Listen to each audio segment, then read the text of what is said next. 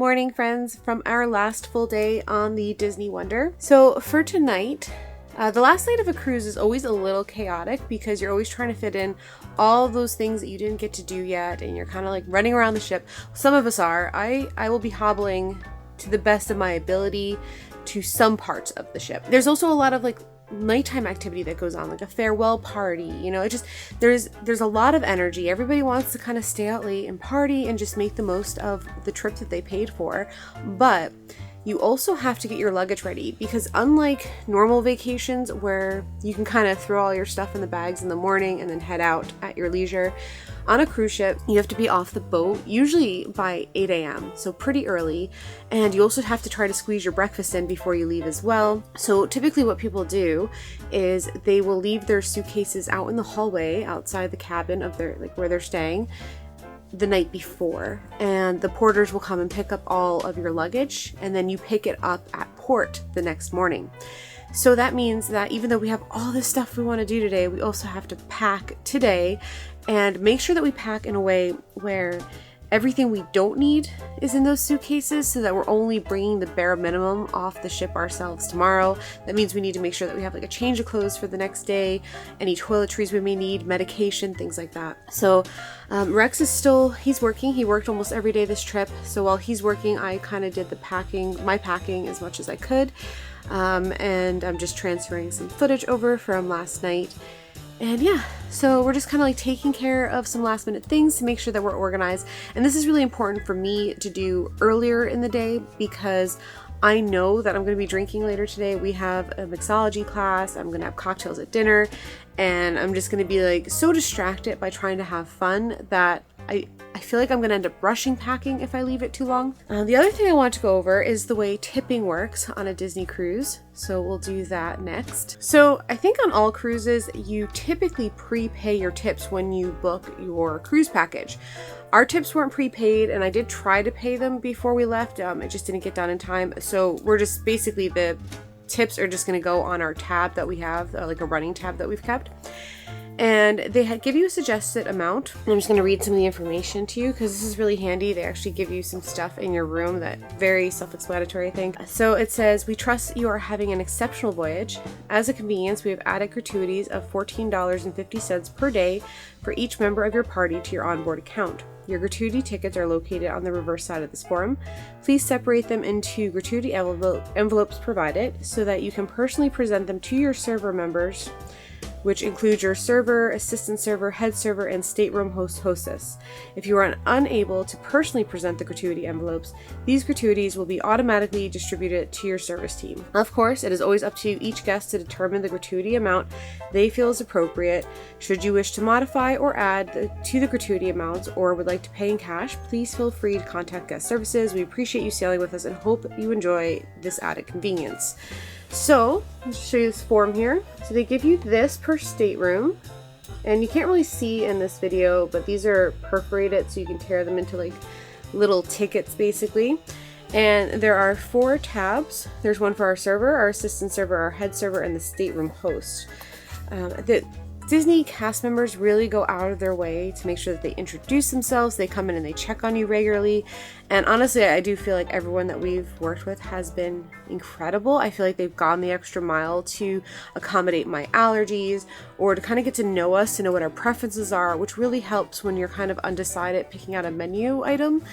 They already know what you like and don't like, so they have really good knowledge in kind of giving you a suggestion. And they have really all been wonderful. So then it kind of breaks down, so that $14.50 per day per person is broken down across the 4 people that you're giving tips to. And it says $38 tip would be given to our server, $30 to the assistant server, $10 to the head server, and $38 to the stateroom host. Now the stateroom host is the person that comes in and makes your bed. Usually, like, they'll clean your room twice a day. They do like a morning service and an evening service, and they are very good at never knocking on the door. Like, it's not like when you're at a hotel and they're, you know, you're knock knock knock room service. It's nothing like that. They just seem to know when you're not in your room, and they sneak in and they clean it up so nice. They make the cool towel animals. I guess it's a blanket animal at the end of each night. And our stateroom host has been incredible. Our room is always spotless. I really appreciated that. Our servers have been really great as well. The head server, he comes by every day just to make sure that we're doing okay. And I love that they also kind of give you suggestions and tips to kind of help you plan your day. So the tips are totally up to you. I would never say don't tip, but if you had a particularly bad cast member, which I just don't see happening, you do have the option of not tipping or reducing your tip as well. I think most people actually add to the tip. There's a lot of debate about what Disney cast members on cruise lines actually make.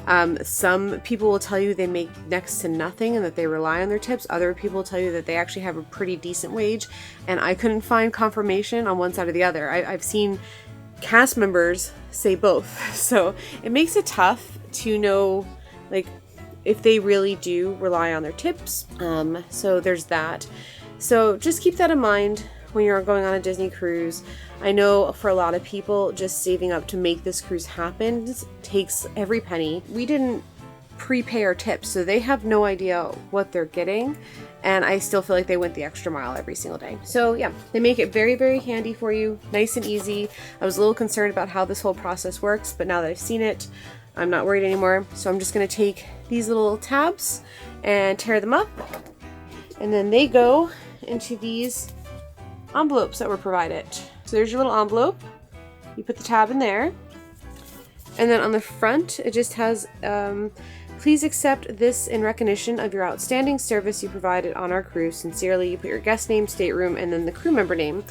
And then our goal is basically to try to hand these out to our servers. It's like our way of saying thank you personally, instead of just kind of waiting until our bill gets charged, I guess. I hope that helped. I hope that kind of cleared up some questions on the way the tipping works on a Disney cruise line. You always have the option to prepay just to make it a little easier on yourself, or you can just wait till you're on your ship.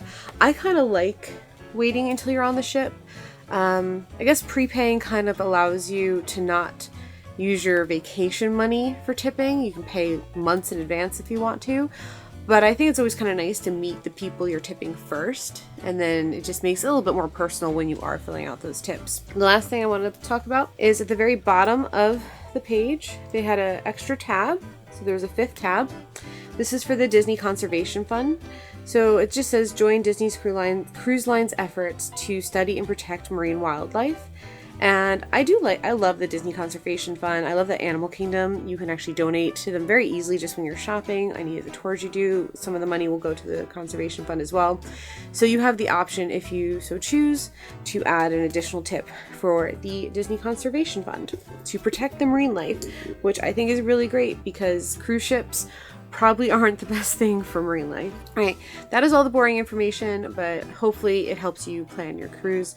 I'm gonna finish getting ready, and then we have a lot of fun activities planned for today. We actually have brunch at Palo, which I have heard if you have to choose dinner or brunch at Palo, choose brunch. So I'm very excited and curious to see what that's like. We booked it for 12:30, so a little less than 2 hours from now, which is great because I think by then we will be starving and we could really eat our money's worth. There's some trivia later today that I'm very excited to do. I think tonight there's 80s music challenge, which I don't know what that is. I don't know if it's trivia or something, but we're definitely going to that. And we have a mixology class later today, and then we're finishing up our night with dinner at Tritons. We've had breakfast there yesterday. That's why I've got my Ariel ears on with King Triton's Triton. So big day, lots to do. So let's get going. Bologna. Bolognese is a meat sauce. The bologna. I just wanted to say that. Thanks, honey.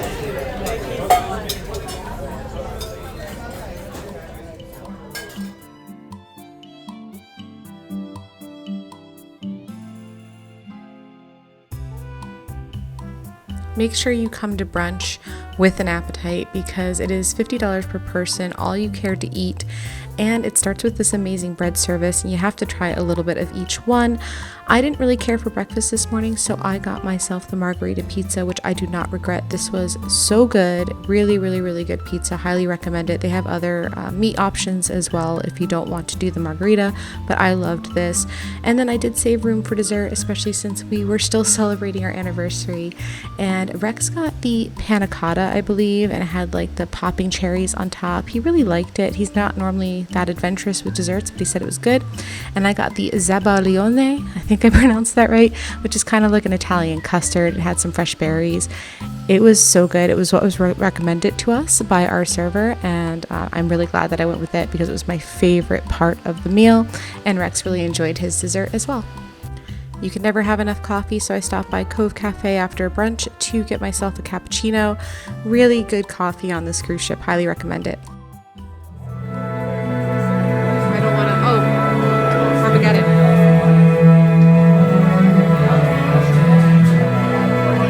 I keep writing the name of the song, which is not the game. And when two lovers move, they still say I love you. All that you can rely.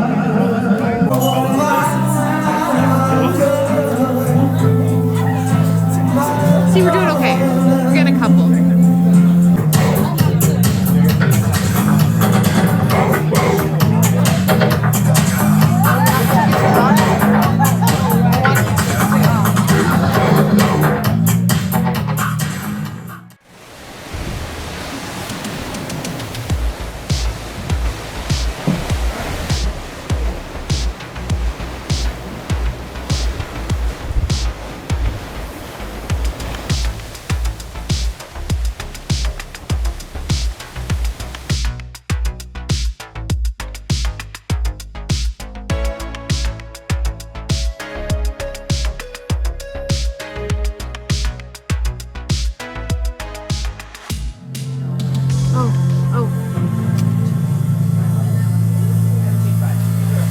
Now, number 6 is this one.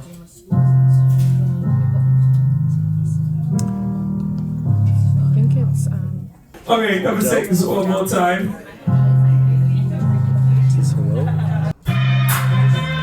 Hands clap. You know this song. But I don't know who sings it. No idea who sings it. That's 20%. I'm going and for a 10. point for the artist as 10 well. right? That is 10 right 2 out of 40. points for every single. Oh, I know that song. The way out. You probably know it from Pitch Perfect. Okay, the next one, what was it? No John Legend. It was Hello. Good job. by Adele. Oh, I said hello. Didn't I? It's the only Adele song I know. That's a great song. I only like it, or I only know it because. Lord Royals. We got 10. You got 10. Our final dinner on this cruise was at Triton's, and to be honest, it was the dinner I was least looking forward to, but I ended up really enjoying it. All of the food was so good. They have kind of, I think it's like the most simple menu of all the restaurants, but it really does not disappoint. I started off with the deep fried brie, and I really appreciated that it was a small serving because I have no self-control when it comes to cheese. And Rex started with the iced lobster and jumbo shrimp. He said it was super fresh tasting. He cleaned his plate. Then I went with a couple of salads for my meal. I got the farmhouse salad, which was simple but very good. It also came with the cheese crostini. More cheese for me, please. And then Rex got the Chateaubriand for dinner tonight. It was really well presented, cooked perfectly. The potatoes were really good, and he enjoyed the sauce a lot. And I ordered it off the lighter notes menu and got the ahi tuna niqua salad. I was surprised at how good this was. The lighter fare menu is the same at all the restaurants, and it's great if you want to eat healthier or have picky eaters in your party. And then for dessert, I got this warm apple tart, which I really wasn't expecting much, but I really liked how it was presented, and it was honestly delicious. Really, really liked this one. It's Caitlin, everyone! Yes, come on down, Caitlin, come on down now. We've had many, that was a nice little skip. So, we've had many a fun and interesting fact from you this cruise. Have you got one to kind of round off the cruise? Oh, I absolutely do. Okay. What have I even said this cruise? I've said about my funky ear, said about my cute dog. It's a little red right now. Yeah, it is a little red right now. Don't start. Okay. is a little red. I said about my degree. And my final fun fact is I have got an unhealthy obsession. Unhealthy. It's awful. With a British candy called a Percy pig. I love Percy. Has anyone ever heard of it? You have. 4 rows and 5 columns. Sometimes I forget which way around it is. And how they are lettered and numbered is 1, 2, 3, 4, 5, and then A, B, C, D. Now, what's going to happen is your team captains, with the help of you maybe, if you like, are going to say a letter and a number. What product cures nausea, heartburn, indigestion, upset stomach, and diarrhea? Pepto-Bismol is correct. Well done, yes. Which sequel to Indiana Jones featured Sean Connery? Oh, you don't even need the help of the team. Indiana Jones and the Last Crusade. Indiana Jones and the Last Crusade is correct. Well done. Here we go. First one's this one. Hector, yes. I Am the Tiger. Survivor is correct. Now, Ophelia, give us some music.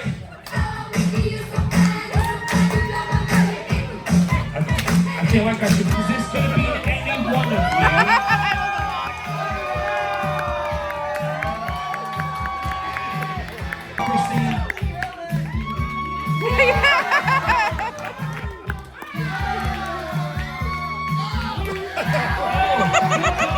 Hey, don't be hitting each other.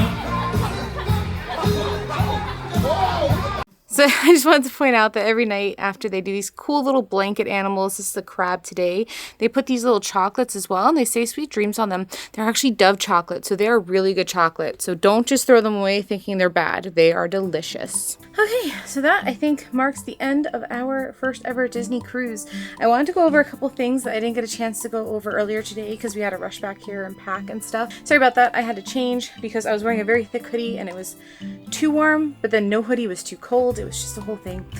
Okay, so let's go back to the beginning of today. So we had Palo Brunch. Palo Brunch was delicious. I just wish that I had gone to it with a bigger appetite. I think I was still full from dinner at Palo the night before. So on that note, I do not recommend doing dinner at Palo the night before you do brunch at Palo. It's so much food, and I feel like maybe you can't really enjoy it because of that. So I think like we definitely want to do Palo on our next cruise, but we're going to try to make them further apart. I also think it's a good idea to maybe do Palo towards the end of your trip if you can, or if you want to make sure, like if you're doing a 4-night cruise and you want to make sure that you hit each of the restaurants, do it for one of your middle 2 nights. So it seems that all of the Disney dining rotation on a 4-night Disney cruise line will do so you have 3 restaurants. So for us on this ship, the Wonder, we have Animator's Palette, Tritons, and Tiana's Palace, I think. It's either Tiana's Place or Tiana's Palace. But we have those 3 places.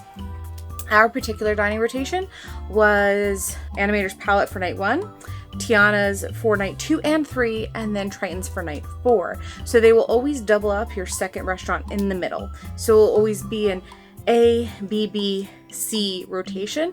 The reason why they do that is they want to make sure that whatever dinner you have the night of Pirates Night is duplicated another night during your trip.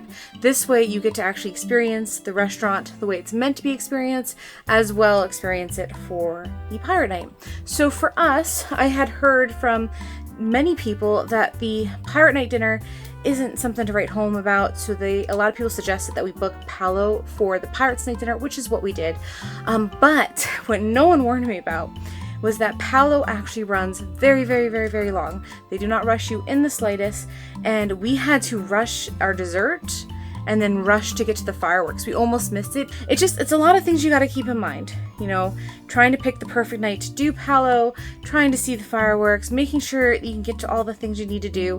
So my suggestion would be is if this is your first ever Disney cruise and you don't necessarily need like a fancy dinner, maybe skip Palo for your first one so that you can experience all the different nights the way they're meant to be experienced, all the different restaurants. You won't miss out on Pirate Night and everything will work great. And then maybe for your second cruise, you can try Palo to switch it up a little bit. Between the two, between Palo dinner and Palo brunch, If I had to choose one, I would probably pick Palo Brunch. It's just a little bit more variety of a menu because you have everything from like savory breakfast to sweet breakfast to lunch to dinner. It just had something for everybody, and you can get as much as you want for $50, and the servings were way bigger than I was expecting. I got the frittata thinking like, oh, that would be nice and light and then I can eat something else. The frittata was huge. The pizza was huge. So I think you get way more bang for your buck at Palo Brunch than you do at dinner. But then dinner, you do have more of like an upscale ambiance, an upscale dinner menu as well. Now, these restaurants, or Palo, it does have a dress code, so make sure you read that before getting on your cruise to make sure you have the right attire, especially for Palo dinner, because I think they require button down for men, trousers, just a little bit more upscale. So just make sure you're packed for that.